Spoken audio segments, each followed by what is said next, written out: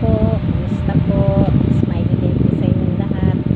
Muli po, nagpapakilala po ang eksperyensyadang terapista Emerita Constantino. Kilala po bilang si Lilet. Tara let, samahan niyo po ako, aral po tayo. Gusto ko po kasing maintindihan yung mga tungkol po sa problema po ng ating mga ugat. Kaya nagka-interest po akong araling mag-isa ang tungkol po sa nerve. Sa katunayan po, nabuo ko na po yung sa cranial nerve system. Ayan po, mga nakadrawing na po sa blackboard. Tungkol po sa cranial nerve, brachial plexus, lumbar region, sacral region. Ang kulang ko na lang po, hindi ko pa po na i-drawing yung sa thorax, thoracic gauge or thoracic lumbar.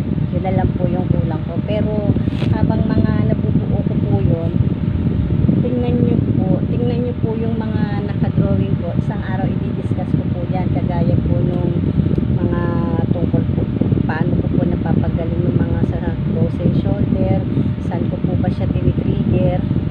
Ang totoo po niyan, natuto po ko sa sarili ko pong sikap na nagpapa-outreach program po ako, nananawag po ako ng nagpapa-medical mission po ako dati para lang po makakuha po ako ng idea kung saan po ba nagmumula ang sakit ng isang tao. At marami po akong natuklasan. At ang pinakahuli nga po ay bumabagsak po tungkol lagi sa nerve. Kaya inuna ko pong aralin at intindihin ang tungkol po sa nerve. Hindi naman po sa nagyayabang, para lang po makatulong din po sa mga taong tumulong po sa akin dahil bilang isang solo parent, kahit papano po ay nakapag-aral po ako sa DOH at sa TESDA dahil po sa tulong po ng mga referrals ng mga taong nagre-refer nga po at sumusuporta, tumutulong po sa akin. Bali po, pakita ko po sa inyo yung mga nagawa ko po tungkol sa nerve. Gaya nga po nito, ito po yung sa cranial nerve. Isipin nyo po, napakahirap pong intindihin nung una, 7 years bago ko po ito na-drawing. Isipin nyo po yung cranial nerves na yan, nasa bumbunan po ang connection niyan, 1 to 12 po. Pero po yung function niya, nasa buong ulo po natin, nasa buong mukha. Kaya po, hindi po ganun kadali na maipaliwanag o magawa ko po at maintindihan ang tungkol po sa nerve. Sa katunayan nga po, natutuwa po ako dahil ang mga kliyente ko po ay nasusuportahan ko po at natutulungan kong kahit paano ay makatipid po sa kanilang mga gastusin sa pagpapagamot dahil na ituturo ko po sila sa tamang doktor. Ito nga po yung sa 12 cranial nerves, pero hayaan nyo po muna, ako na lang po muna ang umintindi nito. Babalik po ko muli sa umpisa kung paano ko po narating na intindihin yung 12 cranial nerves. Bukod po yan po ay sa parte po ng ating ulo. Tapos po, bigla po nanonood po ako, dumaan naman po sa paningin ko ang tungkol po sa liig. Yun naman po ang tinatawag po nating brachial plexus. Ito naman po yun. Dito ko po natutunan kung paano ko po tinitrigger yung mga tungkol po sa mga spinal cord at sa frozen shoulder nga po. Saka ko na lang din po rin ito ipapaliwanag. Tapos nga po, yun naman po sa sacral region, ito po yun. Ito po yung sa sacral region na i-drawing ko na rin po siya. Ang pinakamadalas ko pong nagagamit dito na karamihan pong mga daig po sa akin ng mga kliyente ko ay ito pong pudendal nerve. At ang function po niya ay ito po, external or anal sphincter at saka po external urethral sphincter. Karamihan po sa mga kliyente ko, lalong-lalo na po yung mga may prostate at may mga sakit po sa matres o may mga PCOS, dyan ko lamang po natitrigger sa pudendal nerve na nakakonect po sa sacral region 4. Saka ko na rin po ito i-discuss. Pinakikita ko lang po sa inyo at pinapaalam na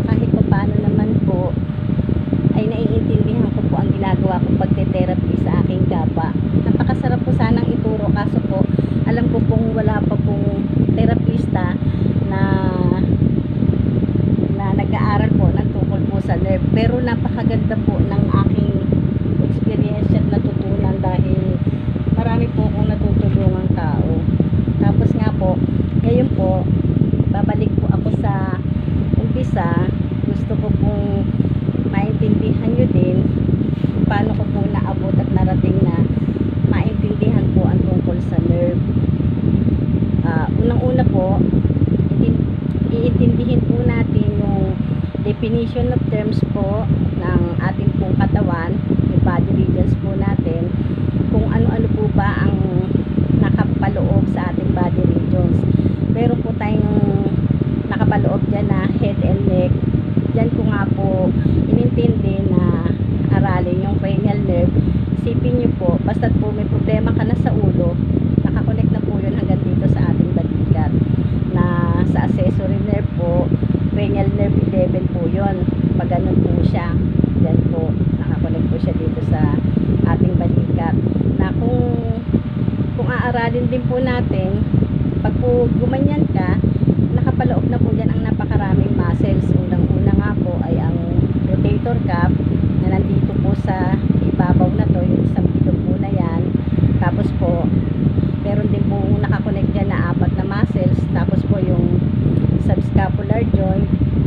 Napakarami po. Kaya gusto ko po sanang ma-share sa mahihirap na meron naman pong cellphone at baka po magka-interest mag-aral para po makadagdag income po sa kanila, na hindi po biro ang maging isang terapista, pero dapat po ay may alam o naiintindihan po ang kanilang ginagawa.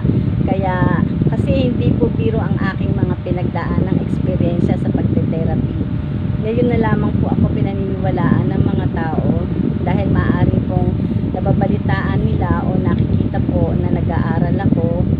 Siyempre po, word of mouth, nakakarating po kung saan-saan yung bali-balita. At napapakinabangan ko naman po dahil talaga naman din pong kapanipaniwala. Kaya lalo po kung nagsisikap na tindihin para po ma-share ko rin po sa aking kapwa. Unang-una nga po, sa body regions po, nandyan po yung head and neck. Isipin niyo po, pag sa head, nandyan na po yung ating cranial. Pero po dapat po alam din po natin yung parte ng skull. Bago ko po naintindihan yung cranial, binabalik-balikan ko po yung skull. Kasi meron po akong mga parte doon na gustong-gusto ko pong parang siya po yung sign na alam ko na po yung mga points. Gaya po nung ito yung labela, dito po siya. Namili lang po ako ng ilan na tatandaan ko para po yun po yung tinitrigger ko.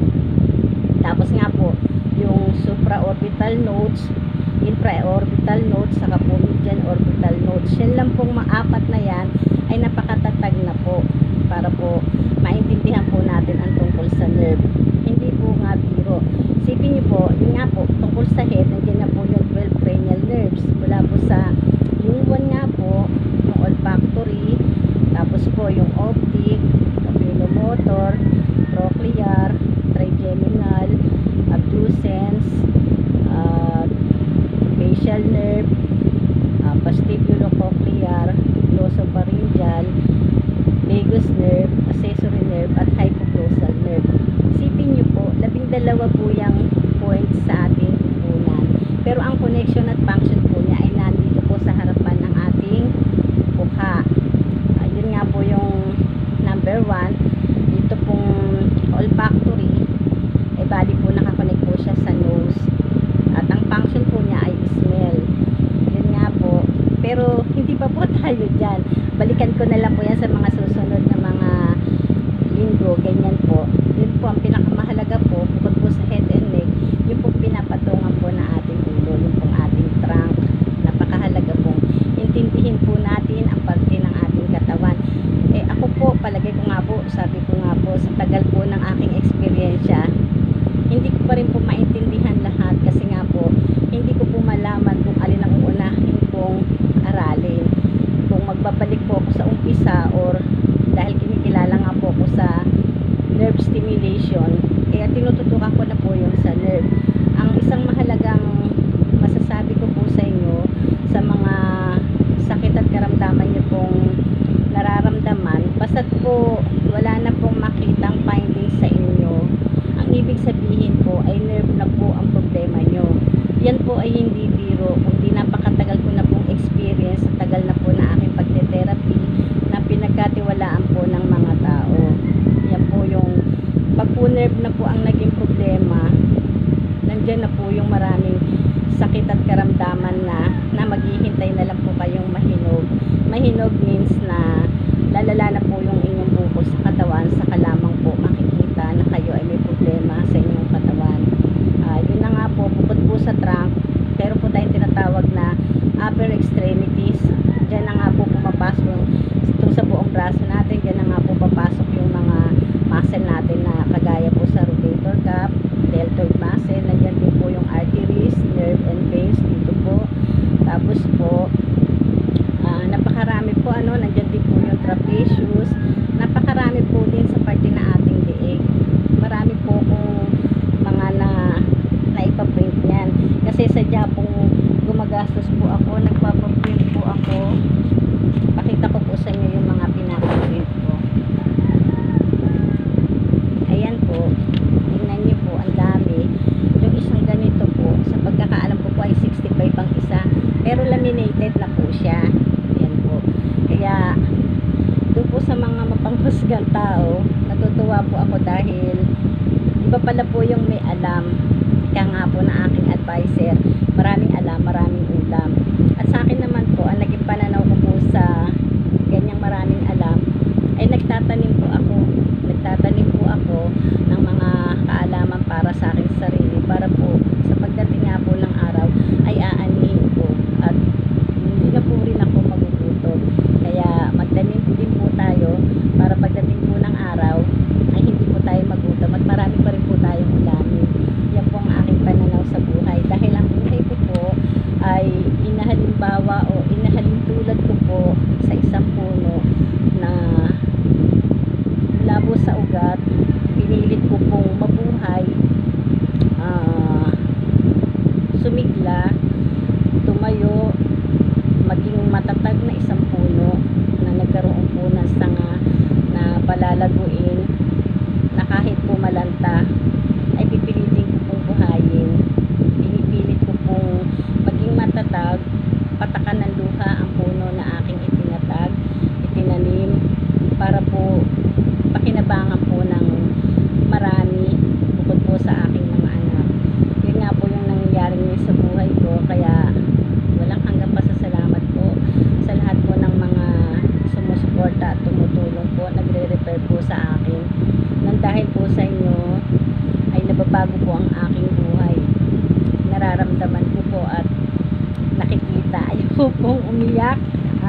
Balik po tayo sa topic natin.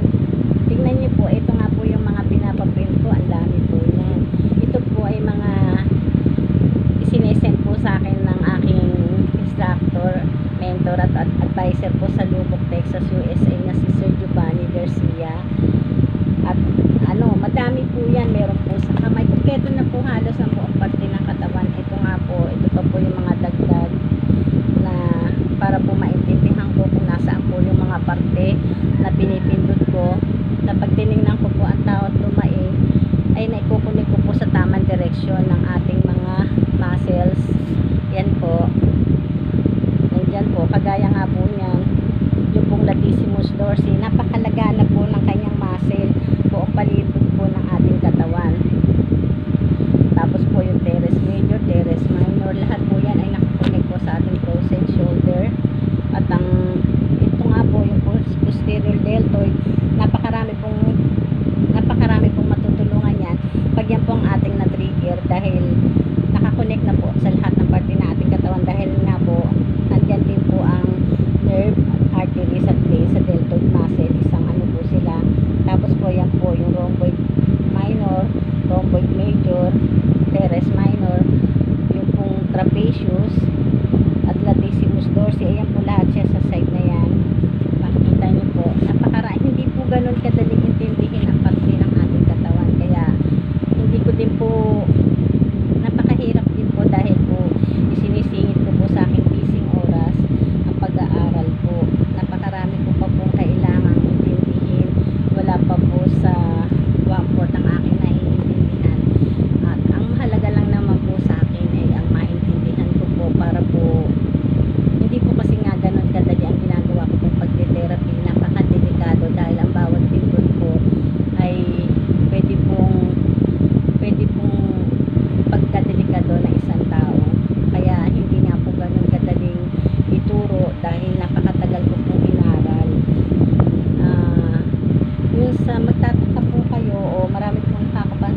nagsasabi na bakit napakarami ko daw pong alam.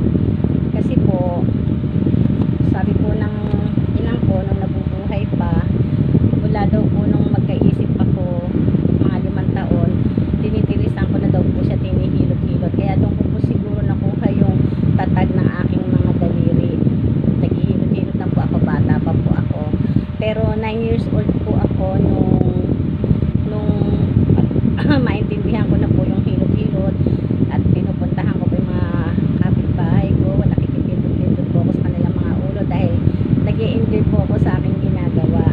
Hanggang sa lumaki na nga po ko, nagdalaga at nagkapamilya hanggang sa ngayon. Kahit saan po ako makarating ay palagi na lang pong pagte-therapy ang aking ginagawa. Kaya rami ko na pong experience sa pagte-therapy at sa pati na rin po sa hirap ng buhay bilang isang solo parent. Naging matapang, matatag at super pasensyosa po dahil 3 po yung aking anak, 2 lalaki at 1 babae. Kailangan ko pong ipakita yung pagiging ama't ina sa kanila dahil hindi po ako magiging leader ng aking pamamahay kung hindi po ako magiging matapang. Hindi po kasi pwede puro kabaitan lamang. Sa na-experience ko po sa buhay, dati po akong, sabihin na po natin, napakabait. Pero hindi pala po tama yung napakabait. Dapat pala po ay marunong ka rin magalit. Kasi nga po, meron po mga taong mapagsamantala na kung mabait ka, kakaya-kayanin ka, porque po hindi ka kumikibo, tinitiis mo po dahil ayaw mo ng gulo. Pero meron pong sobra naman. Kaya ako na rin po yung pinipilit ko pong bawat araw, tuklasin ko po sa akin sarili kung paano po ako magiging matapang bilang isang solo parent. At nakayanan ko nga po, naging matapang po ako sa maraming bagay sa pagsubok po sa buhay. Kaya siguro po narating ko ito na kasi po wala na po akong pinag-aaral, kaya po napag-college ko na po lahat yung anak ko at 2 nga po ay may asawa na. Kaya ang napagtuunan ko po ngayon ay ang mag-aral po sa sarili ko sikap. Bumibili po ako ng mga libro. Ayan po, ang dami ko po mga kagamitan dito para po sa aking pag-aaral. Tapos po yan po, sulat po ako na sulat dahil sabi ko nga po sa inyo, napagtutuunan ko na po ang pagtulong ngayon sa aking sarili na palaguin para po marami po akong ma-share sa aking kapwa.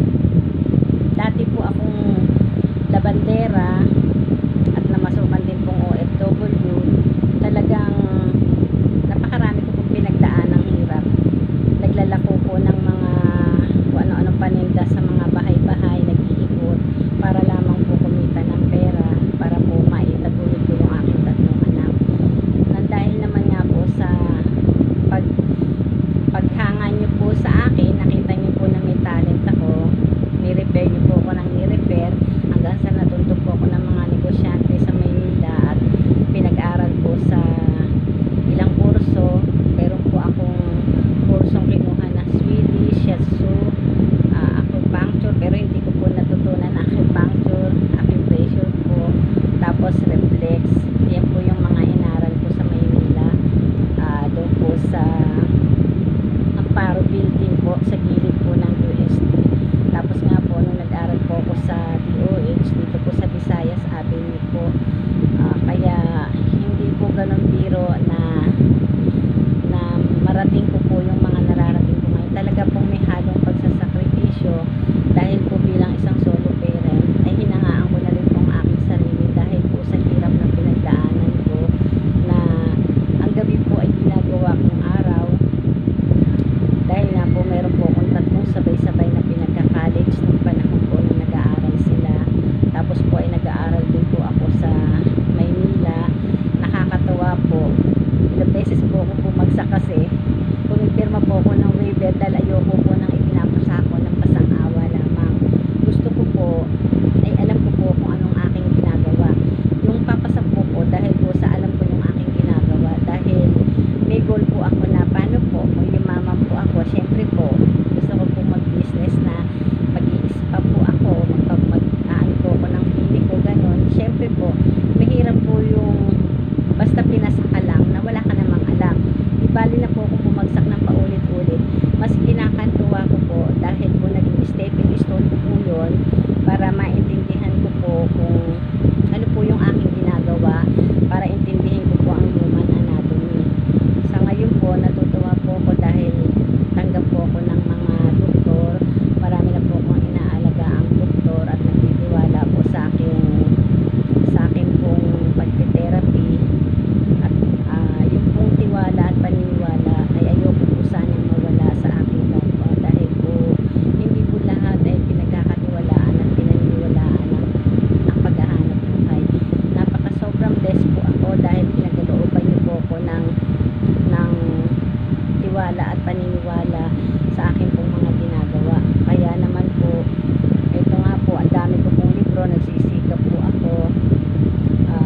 Sabi ko nga po sa inyo, pinakamahalaga po na bago ko po narating tungkol sa nerve stimulation, ay dumaan nga po ako sa ilang beses po akong bumagsak. Naging stepping stone ko po yun para po maintindihan ko po ang human anatomy. At ito nga po, para po siguro maituro ko po ng unti-unti, kasi nga po hindi po ganun. Kahit ituro ko po sa inyo yung nerve stimulation, hindi po kasi ganun kadali, dahil napakahabang experience po ang pinagdaanan ko tungkol sa nerve. Dahil po nag-iimbestiga rin po ako, pumupunta po ako sa mga patay kahit hindi ko kaano-ano, tinatanong ko po kung ano pong kinamatay para lamang po malaman ko kung saan po dapat pindutin o kung paano ko po maire-relate yung pagkamatay nila sa style po na aking pagte-therapy. At yun naman nga po ang nangyari. Sariling sikap po, sariling pag-aaral, at hanggang ngayon nga po, dala nga po siguro ng nakikita po ko ng potential ng mga tao, nakilala ko po yung aking advisor, at isa rin po sa nagtitiwala sa akin sa ngayon. Pinadadala niya po ko ng mga human anatomy na mga ano nga po, pinag-print niya po ako para po ma-share niya po sa akin at pag-aralan ko nga daw po. Nakakatuwa po kasi po nakakuha po ako ng tiwala na nagmula po sa malalaking tao na hindi po biro-biro. Yung pong aking advisor ay isa pong chiropractor. Isa po siyang chiropractor, tapos po medtech po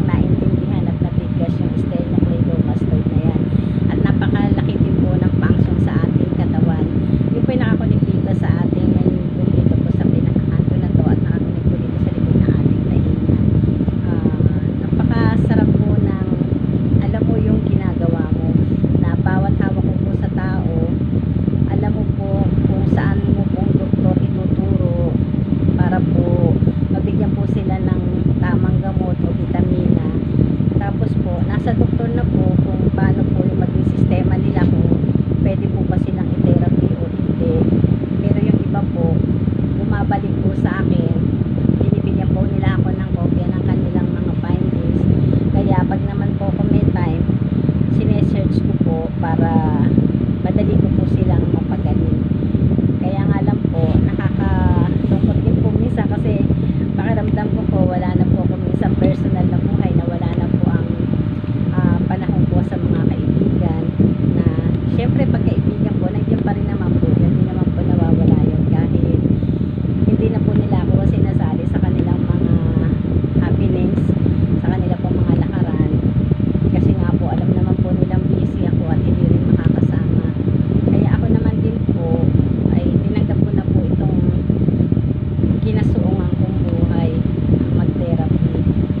Hindi ko man po ginusto na maging isang therapista, pero kahit anong tanggi ko po, pag nandyan na ang mga tao at nakikita ko pong kailangan ako, ay hindi ko rin po matiis. Kaya ang pinagpapasalamat ko lang po sa ating dakilang likha na binigyan niya po ako ng isang talento na nakakapagpaginhawa po sa aking kapwa. Na hindi po biro-biro talaga yung tiwala na ipinagkaloob po sa akin. At ito na nga po tayo, dito na po tayo, no? Meron na po tayong na tapos sa body regions, yung head and neck, yung trunk, yung upper extremities, at yung sa lower extremities naman po ay lahat po na nakakunik magmula po sa ating balakang hanggang sa ating dulo ng daliri sa ating pong paa. Isipin nyo po, napakaraming parte po ang ating aaralin.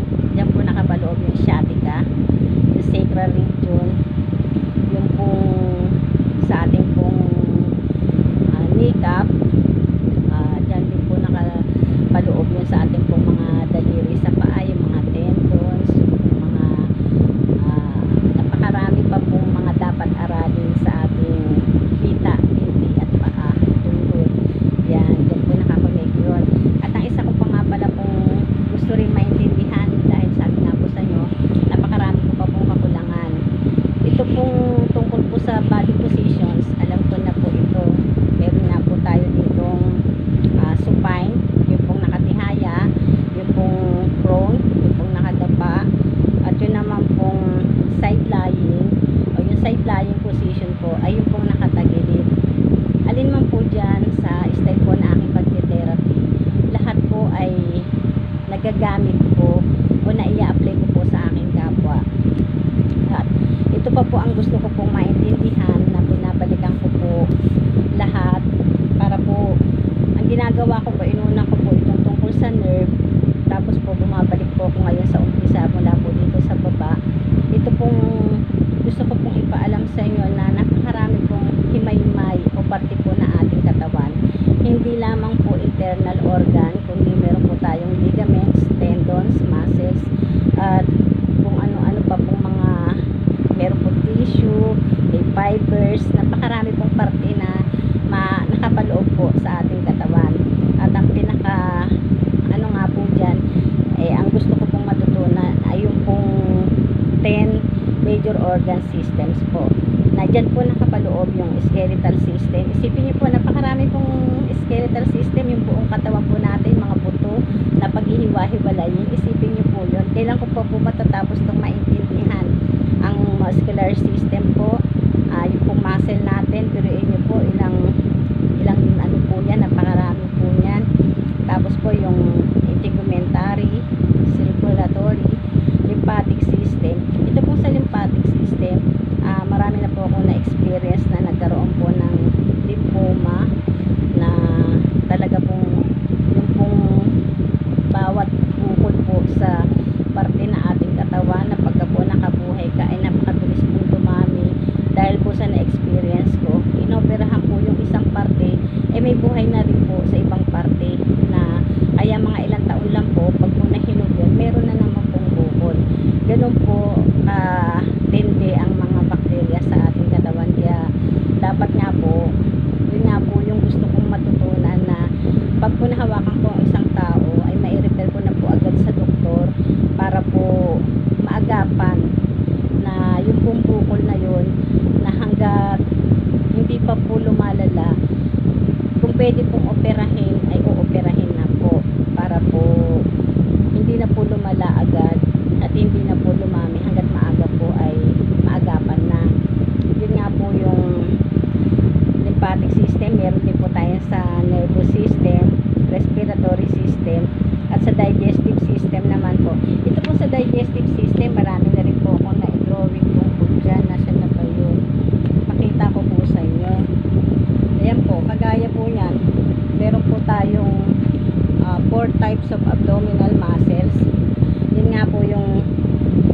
muscles po na ating buong tiyan.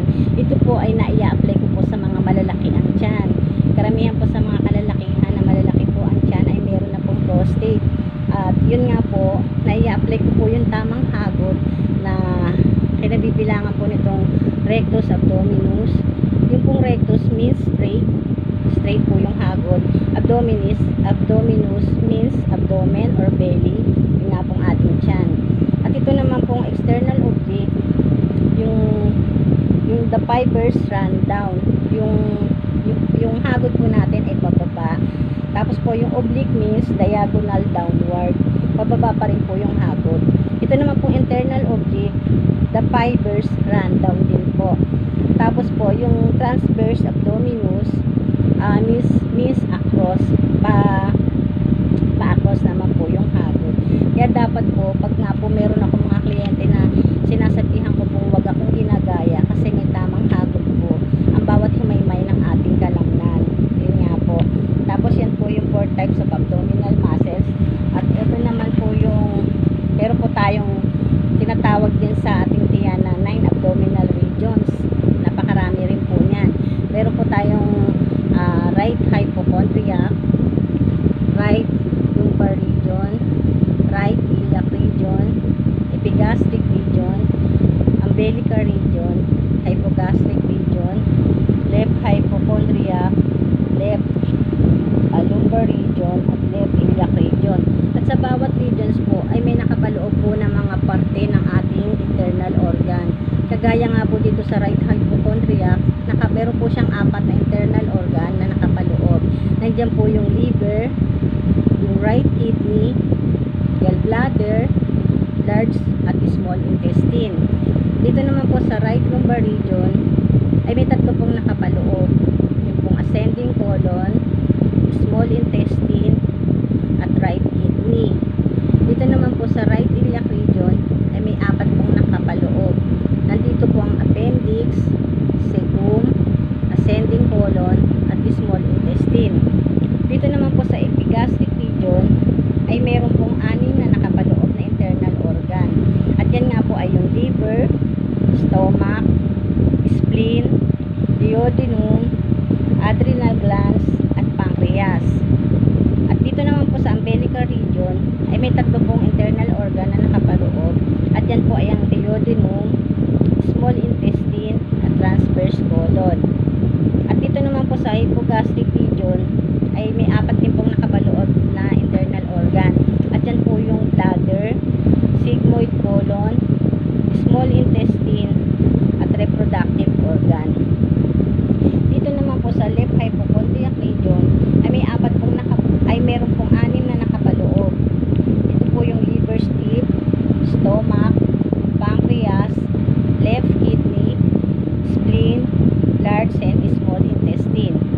At dito naman po sa left lumbar region ay meron po 3 nakapaloob.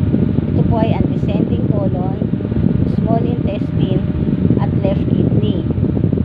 At dito naman po sa left iliac region ay nakapaloob po yung sigmoid colon, descending colon, at small intestine. Napakahalaga po sa aking pagte-therapy na ang bawat mahawakan po ng aking kamay at kabisado mo po ang lahat ng parte na ito ng ating pangangatawan ay naituturo ko po sila sa tamang doktor. Gagaya nga po ng sa prostate. Pag po tumapat po siya sa colorectal, yung pinaka-sphincter po natin doon, yung pong colon at yung rectum, meron ka na pong prostate noon. Nire-refer ko na po sila sa urologist para po matingnan po sila at bigyan ng tamang gamot. Napakalaking ano po yung naitutulong ko sa aking kapwa na ang matapatan po na aking daliri ay naire-refer po sa mga tamang gamot, doktor, at ano po natatawagan ko po yung mga kaibigan ko kung anong test po ba yung mga dapat gawin para po makapagpa-test po sila kung sa abdominal test po ba or ultrasound, gano'n. Yan po. At ito naman po yung 4 quadrants. Yan naman po. Sa quadrants naman po, binubuo po siya ng right upper, right lower, left upper, at left lower. Sa right upper region po, sa right upper quadrants po pala, Diyan po nakapaloob yung liver, stomach, gallbladder, duodenum, right kidney, pancreas, transverse colon, at right abdominal adrenal gland. At dito naman po sa right lower quadrants ay nakabaloob po ang small intestine, large intestine, cecum, appendix, right ureter, right reproductive organs, urinary, fallopian tube, spermatic cord. At dito naman po sa left upper ay nakapaloob po yung liver, left adrenal gland, stomach, left kidney, pancreas, spleen, transverse colon, at small intestine.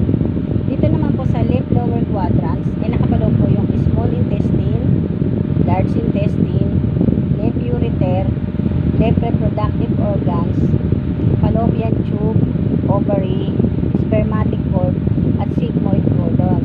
Yan naman po yung sa 4 quadrants. At ito naman po yung meron din po tayong sections ng large intestine. Yan po, yung 4 sections of large intestine. Meron po tayong tinatawag na ascending colon, yung pataas pong hagod, yung transverse colon, yung pong patawid sa may taas po ng dito po, sa may baba, taas po na ating pusod, at ano po, ibaba. Parang sa sikmura po, dadaan ang sikmura. Tapos po, yung descending colon, pababa, dito po sa gilid, papunta nga po sa ating anus. At sigmoid colon, papunta na po sa ating anus. Ito po yung kanyang cycle. Yung pong ascending, pag ganon, transverse po, pag ganyan, tapos po descending, tapos po yung sigmoid colon hanggang po palabas na sa ating anus, ang ating bumi. Yan po yung tungkol sa ating abdominal muscles na matyaga ko pong na-drawing. Marami pa po kong i-drawing. Gusto ko pong makumpleto nga yan tungkol sa digestive system. Napakarami po, di po ba? Napakaraming tulong po ang magagawa ko sa aking kapwa sa pamamagitan po ng pag-intindi ko dito sa ating major organ systems. At yun nga po sa urinary, pagka po mga lumalapot na po yung ihi natin, yun nga po, hindi na sila makaihi. Laking tulong din po na magawa lang po yung mga 9 regions, quadrants, at mga sections na yan ay makakatulong po sa lahat ng mga sakit at karamdaman po sa ating katawan. At yung pa nga pong the last, endocrine system. Yan po. Tapos po, meron din po tayo ditong mga tungkol po sa mga bacteria. Pero mas uunahin ko po, mas tutok po ako sa style ng pagte-therapy para ma-share ko po sa aking kapwa at maintindihan. At nang dumami po ang nakakaintindi ng tungkol po sa nerve. Hindi po biro na intindihin ang nerve, pero dapat po para po matutunan ng mga hinahangad po pong mga mahihirap, maturuan ko pang mahihirap yung mga lalo na po yung mga indigent person or indigent people, dahil dyan po ako nag-umpisa. Gusto ko pong ma-share sa kanila ang aking talent sa pamamagitan po ng pagtuturo ko po ng libre dito po sa social media. Hindi ko po hinahangad ang kumita ng malaki. Ang hinahangad ko po ay ang maibalik pasasalamat ko po, ang maihandog ko po sa aking kapwa, ang handog pasasalamat ko po every year, na hindi na po siguro ako magpapamedical mission. Ang gagawin ko na nga lang po ay ang magturo po dito sa social media para po ma-share ko po sa inyo, sa mga mahihirap, ang tungkol po sa massage. Tapos po mag-aaral na lang po kayo para sa review na lang para po sa inyong license or certificate. Marami pa po kung dapat ayusin, kaya mahintay lang po kayo. Ipagkakalog ko po sa inyong lahat. Paano po? Sa uulitin po,